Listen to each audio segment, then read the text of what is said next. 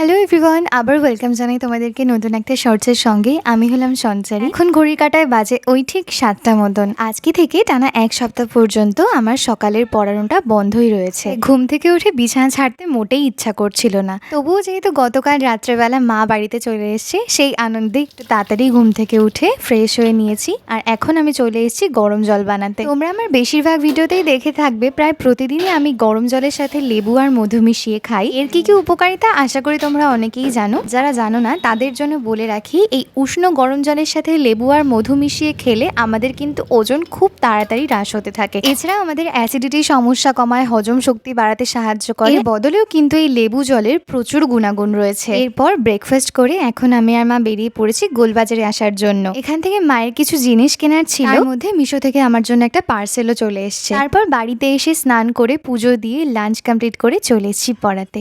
Okay, by.